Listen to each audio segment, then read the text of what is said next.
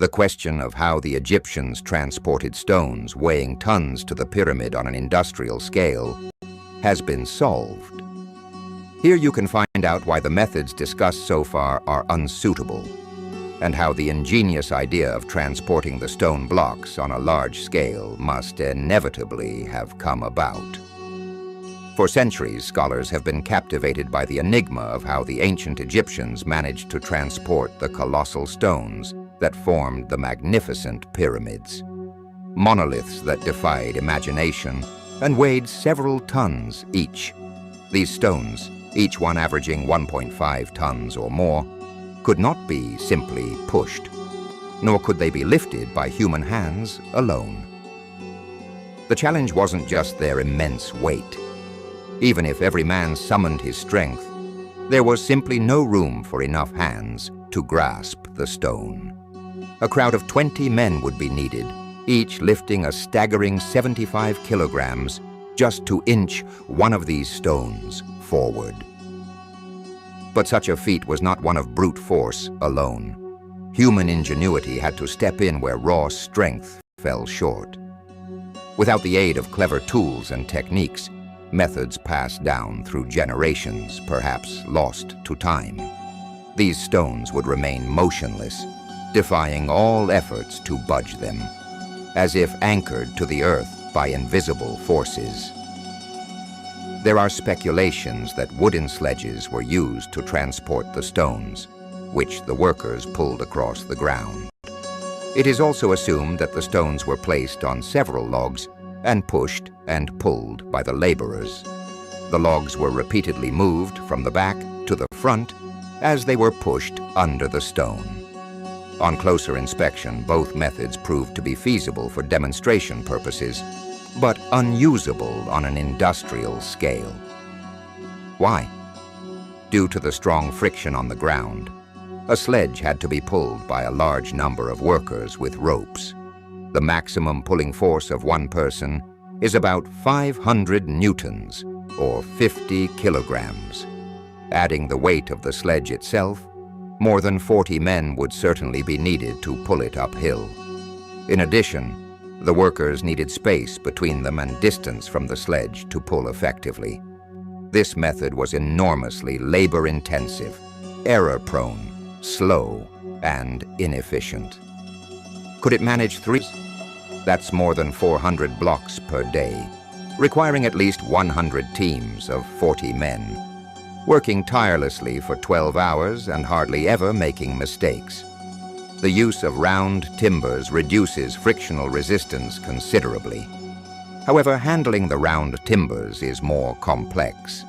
The stone and road must be extremely smooth.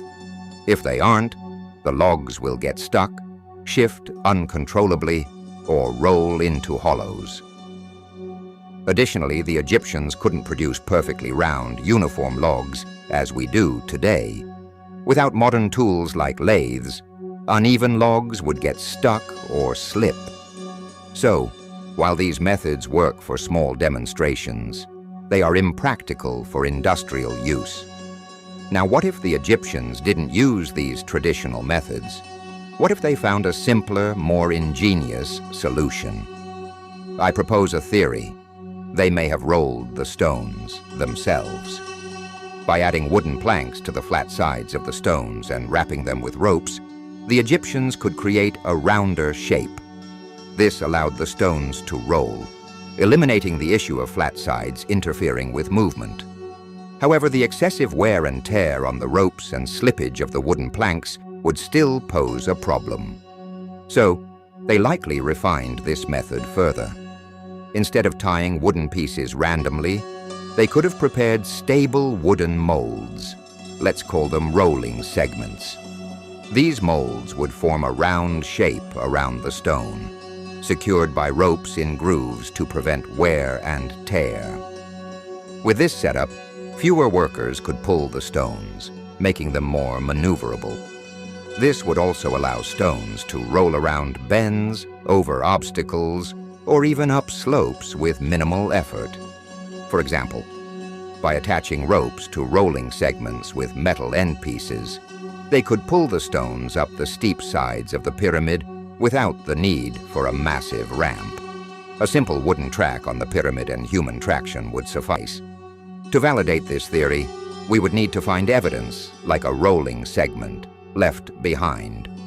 Could such a clue already exist? It's a question worth exploring. Building the pyramids with 3 million stones, each weighing an average of 2.5 tons, remains an enormous task.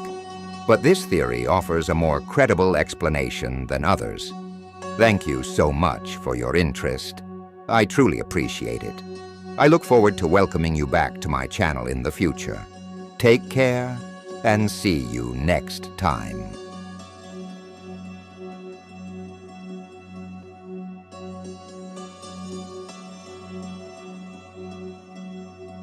Imagine a leader whose shadow stretches across millennia, a figure so imposing that his deeds shaped not only the destiny of his people but the very course. Second, more commonly known as Ramses the Great, a pharaoh of ancient Egypt renowned for his power and reverence.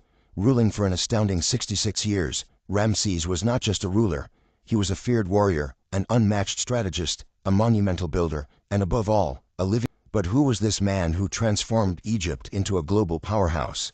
To understand Ramses' legacy, we need to look beyond the colossal temples he erected and the immense statues depicting his majesty. Ramses was a ruler who deeply understood.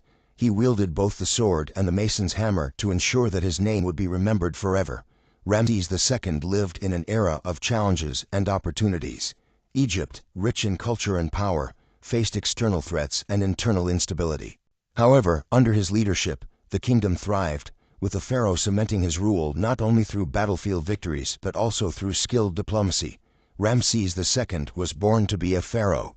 From an early age, he was destined to wear the crown of one of the most powerful and ancient realms in human history. His ascent to the throne was no accident. He came from a strong and established royal lineage. At the age of 14, Ramses was appointed co-regent by his father, Seti I. This strategic move ensured a smooth transition when Seti passed away. During this period, Ramses accompanied his father on military campaigns, learning the art of war and administration. When Seti I died, Ramses ascended to the throne of a prosperous Egypt. However, external threats, particularly from the Hittites and other northeastern neighbors, demanded a firm and visionary leader. Internally, the country was still recovering from tumultuous dynastic changes. During Ramses' rise, Egypt was a deeply hierarchical society where the pharaoh was not just a king but also seen as a living god. He was responsible for maintaining cosmic order, known as Ma'at, the justice and balance of the universe. In one of the most dramatic episodes of Ramses II faced one of the greatest challenges of his reign, the Battle of Kadesh. Fought in 1274 BC, this battle was a colossal military confrontation that shaped the fate of Egypt and Anatolia. Although the Battle of Kadesh did not result in a decisive victory for either side, it was pivotal for the politics of the time. In 1259 BC, Ramses and the Hittite made a treaty, one of the earliest formally documented peace agreements in history. Ramses II's greatness is equally built upon a legacy of architecture and engineering.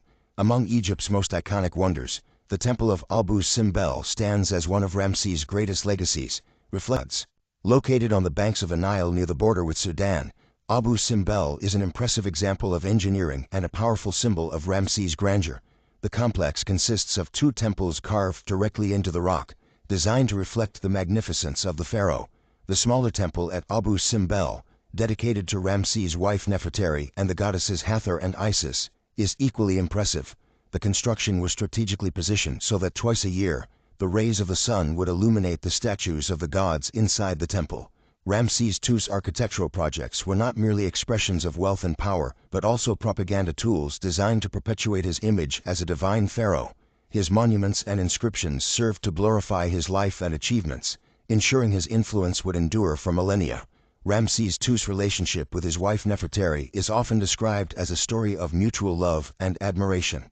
He dedicated one of his most grandiose architectural projects, the smaller temple at Abu Simbel, to her, highlighting her importance and position in the Egyptian pantheon. Ramses II had several other wives and concubines throughout his reign. These relationships were not merely but also political, ensuring the continuity of the royal lineage. His son Marenta eventually succeeded him as pharaoh. Ramses II is remembered not only for his military and architectural achievement in managing a vast empire, Egypt decentralization, delegating authority to provincial governors and local administrators. Diplomacy with the Hittites was not just about securing peace, but also about establishing included clauses for economic and military cooperation.